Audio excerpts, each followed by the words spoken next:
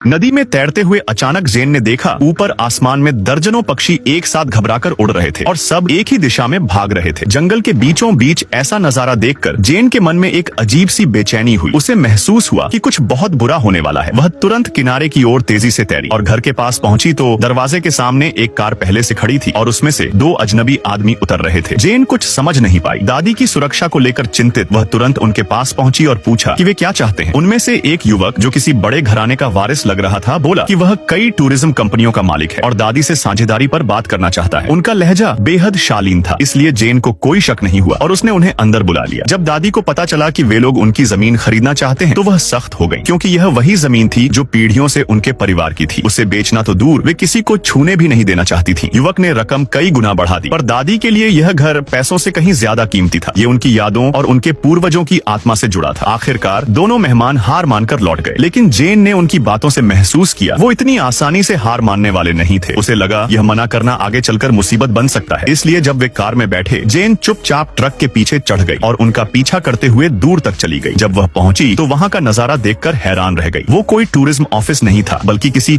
Survey team का base camp था, जिससे स्पष्ट था उन्होंने झूठ बोला था। सच जानने के लिए जेन धीरे धीरे टेंट के पास पहुंची और कान लगाकर सुनने लगी। जो उसने सुना उसने उसकी रूह तक हिला दी। दरअसल उनकी जमीन के नीचे सोने की खदान थी। वे उसी को खोदकर अकूत मुनाफा कमाना चाहते थे। जेन ने तुरंत उनकी बात रिकॉर्ड करने के लिए अपना मोबाइल निकाला, लेकिन तभी पास खड़ा एक गार्ड उसे देख लिया। वो लड़की कौन है? किसी ने चिल्लाया। जमीन मालिक की पोती। जेन ने बिना समय गंवाए भागना शुरू किया। पीछे से गाड़ियां तेजी से उसका पीछा करने लगी। दो पैरों से वह कितनी देर दौड़ सकती थी? वह लगभग पकड़ में आने ही वाली थी कि तभी अचानक पीछा कर रही कार कीचड़ में फंस गई। ड्राइवर ने जितना इंजन दबाया उतना पहिए धंसते गए, इसलिए अब उन्हें भी पैदल भागना पड़ा। पर तब तक जेन पास की केबल कार में सवार होकर निकल चुकी थी। घर लौटकर हांफती हुई जेन ने दादी को सब कुछ बता दिया कि वे लोग हथियारों से लैस हैं और तुरंत यहाँ से निकलना होगा। पर दादी ने दृढ़ आवाज में कहा, नहीं जाना और हम कहीं नहीं जा रहे। ये हमारी जमीन है और इसे हमसे कोई नहीं छीन सकता। आगे की कहानी जानने के लिए कमेंट करें।